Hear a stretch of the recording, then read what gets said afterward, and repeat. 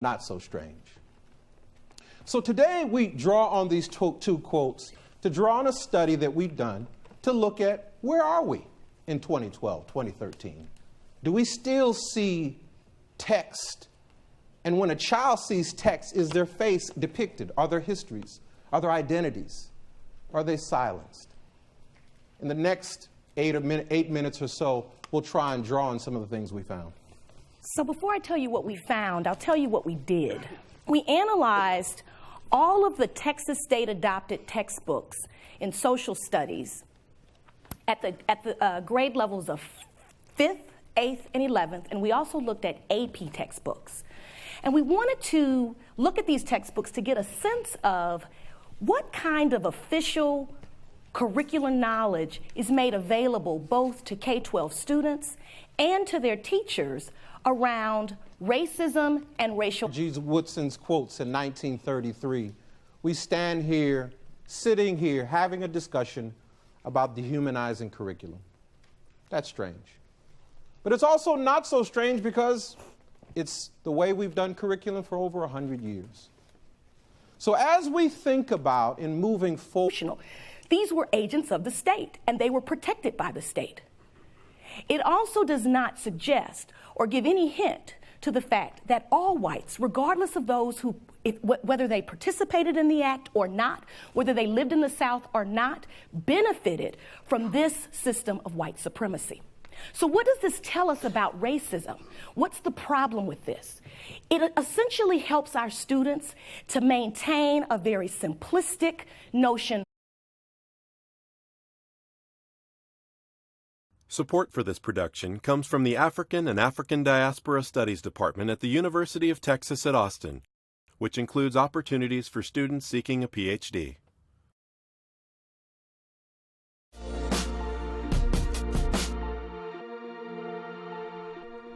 We thought it'd be appropriate that we first provide a little definition for our presentation tonight.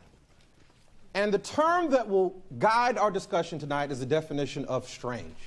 Strange being something that is unusual or surprising in a way that is unsettling or hard to understand, or something that was not previously visited or seen or encountered, unfamiliar or alien. Also synonymous with words such as odd, peculiar, outlandish, foreign, unfamiliar. So in the next couple slides, we're going to share with you a couple quotes that get at this notion of strange in two different ways. Some of you may be familiar with this poem and song, which I'll read here, that draws on the notion of strange from the idea of racial violence. Southern trees bear a strange fruit, blood on the leaves and blood at the root, black bodies swinging in the southern breeze, strange fruit hanging from the poplar trees. And here another quote taken from the well-known historian Carter G. Woodson, drawing on a notion of strange in a different way. Here he's not talking about racial violence, he's talking more about a kind of symbolic violence. And here he states, to handicap a student by teaching him that his black face is a curse, and that his struggle to change his condition is hopeless, is the worst sort of lynching. It is strange then that the friends of truth and the promoters of freedom have not risen up against the present propaganda in schools and crushed it. So here we have two conceptions of violence. One conception of strangeness and violence is that, in fact, was strange, unfamiliar, a breach of justice, an act of inhumanity. Blood on the leaves, black bodies swinging from trees, certainly is strange. But unfortunately, that same act of racial violence was not quite that strange, or as we say, not so strange. It was not so strange because between 1880 and 1968, we had as many as 4,000 lynchings of African Americans in the United States. And the data is still tricky as to how much we know about lynching in that context. The brutality of it does not, the qualitative analysis of lynching doesn't get at the numbers. So quantitatively, we don't really know what graphic depictions we have of violence. And here again we have, with Woodson, a different kind of violence. Strange in that a child should not walk into any American classroom and feel that their face is a black curse. That, in fact, is strange. But unfortunately, again, Woodson is touching on something that is knocking on history's doors today in 2013, where children walk into classrooms and their black faces are seen as a curse. So not so strange. So today we draw on these two quotes to draw on a study that we've done to look at where are we in 2012, 2013. Do we still see text? And when a child sees text, is their face depicted? Are there histories? Are there identities? Are they silenced?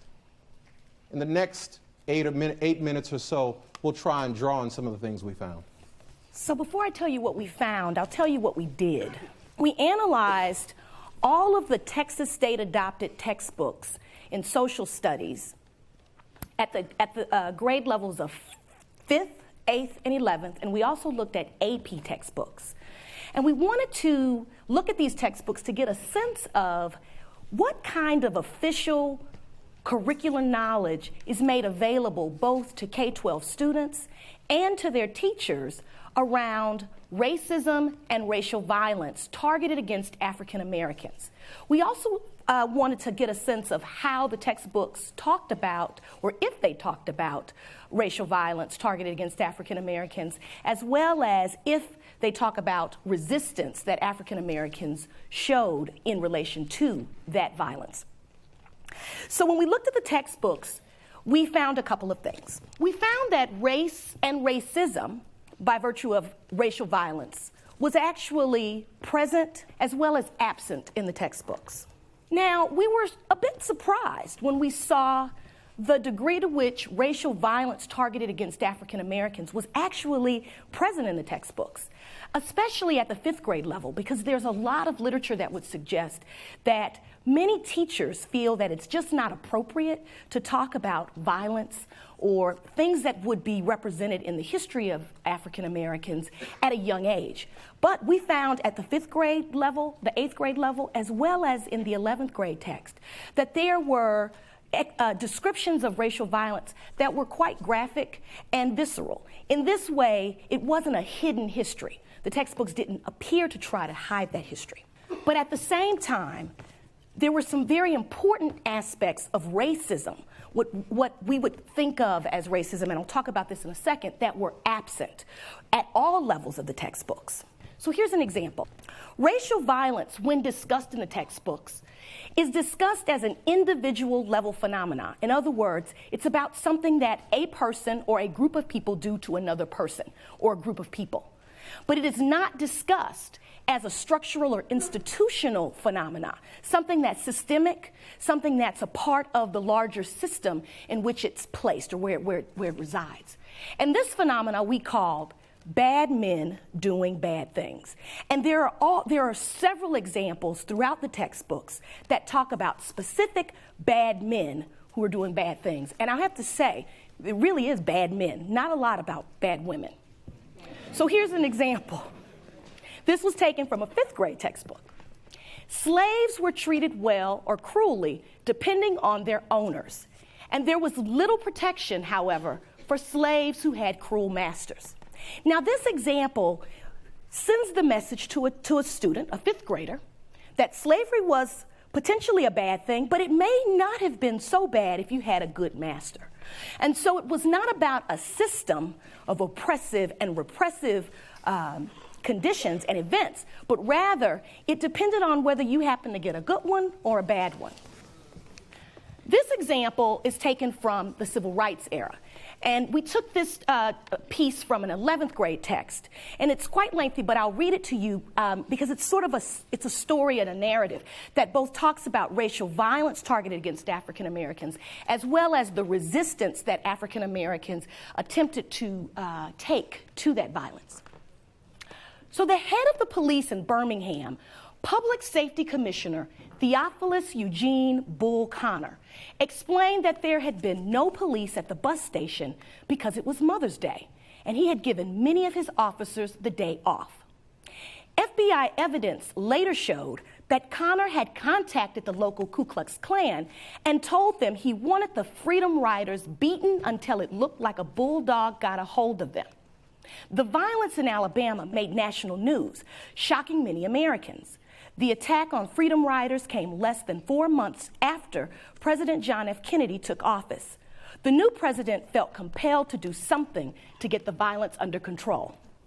Now, in this excerpt, in this narrative, we find the ultimate bad man, the ultimate racist bad man, Bull Connor, who not only was an agent of the state, but also lived in a very specific part or region of the United States, the South.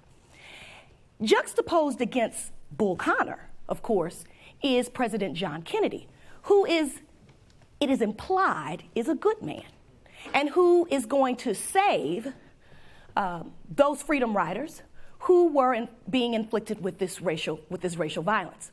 But also implicated in this are the Americans, the ubiquitous Americans, presumably not those that live in the South, but those that live elsewhere who are now given privy to these events. Now, what this suggests is that racism, again, is a feature that occurs because of the individual, abnormal to some extent, behavior of a few bad men, led by Bull Connor. And they can only be saved by these good men that are elsewhere. What this passage does not suggest is that racism was a part of a larger systemic problem. It was structural and institutional. These were agents of the state, and they were protected by the state. It also does not suggest or give any hint to the fact that all whites, regardless of those who, whether they participated in the act or not, whether they lived in the South or not, benefited from this system of white supremacy. So what does this tell us about racism? What's the problem with this? It essentially helps our students to maintain a very simplistic notion of racism. And if we're ever going to transform or really get at trying to transform racism, we must move beyond an individual level understanding to understanding how it operates structurally, institutionally, and how it has done so historically. This is our only hope, but it's difficult to see how we might be able to do that if this is the kind of official knowledge or the only official knowledge that might be made available to our K-12 students. So why is this both strange and not so strange? Well, in some sense, it's strange because we're still talking about these topics. Almost 80 years removed from Carter G. Woodson's quotes in 1933, we stand here, sitting here, having a discussion about dehumanizing curriculum. That's strange. But it's also not so strange because it's the way we've done curriculum for over 100 years. So as we think about, in moving forward, the seeds of possibility, where do we plant them? We plant them with the youth, the young generations. And if all you see racism as is a few bad men did a few bad things, very easy to disavow its significance. Well, the Klan did it. The mob did it. These bad white guys, toothless white guys in the South did it. These portrayals of racism give us a false sense of where we are today.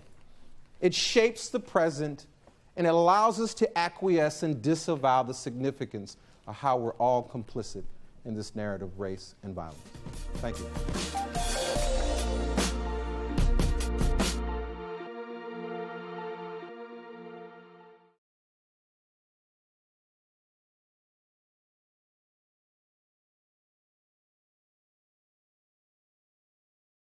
So what I want to talk about this evening is the reality of the difficult choices parents have to make with regards to choosing schools for their children.